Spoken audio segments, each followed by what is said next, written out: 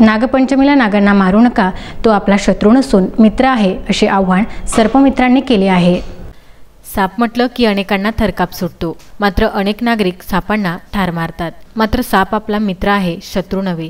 त्यामुळेच पर्यावरणाचे संवर्धन करण्यासाठी सापाला जीवनदान द्या, त्यासाठी सर्पमित्रांना साप निघाला तर कळवा, असे आव्हान नागपंचमीच्या दिनी अमरावती जिल्ह्यातील सर्पमित्रांनी केले आहे। येणाऱ्या नागपंचमी निमित्त आम्ही जनतेला असा मेसेज देऊ इच्छितो की भरपूरदा लोकांच्या घरामध्ये नाग शिरतात, त्याच्यामुळे भरपूरदा लोक घाबरतात। तर नागपंचमीचा दिवस आपण यासाठी साजरा करतो की नागांचं कुठेतरी संवर्धन व्हावं याच्यासाठी। तर लोकांना मी सांगू इच्छितो की त्यांनी कृपया सापांना मारू नये।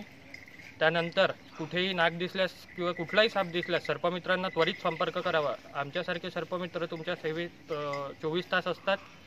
त्यानंतर सापांना वाचवू शकता। त्यानंतर आणखी जनतेला असं सांगू इच्छितो की कोणालाही नाग वगैरे दिसल्यास नागपंचमीला कृपया त्याला दूध वगैरे पाजायचा प्रयत्न करू नका, कारण साप हा पूर्णतः मांसाहारी प्राणी आहे, त्याच्यामुळे तो कुठल्याही प्रकारचं दूध वगैरेही काही पित नाही। तर कृपया लोकांनी याची काळजी घ्यावी की नाग दिसल्यास त्याची पूजा करायला जाऊ नये, लोकांच्या जीवावर बेतू शकता हा प्रकार।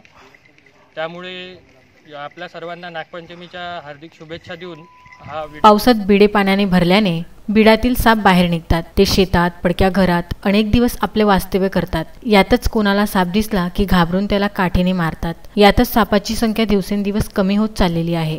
अनेक सापांच्या प्रजातीमधून काही साप विषारी असतात, तर अनेक साप बिनविषारी असतात। घरात किंवा परिसरात साप दिसून आला तर सर्पमित्राला बोलवा। सर्पमित्र त्या सापाला पकडून सुखरूपरित्या जंगलात सोडून देईल। त्यामुळे वाघाप्रमाणे साप सुद्धा जंगलाचा राजा आहे, तसेच साप शेतकऱ्यांचा मित्र सुद्धा आहे, असे सर्पमित्र सांगतात। त्यामुळे सर्पमित्र यांनी नागपंचमीच्या दिनी सर्पमित्राने साप वाचवण्यासाठी मोहीम हाती घेतली आहे। Vidarbha news bureau, Amravati.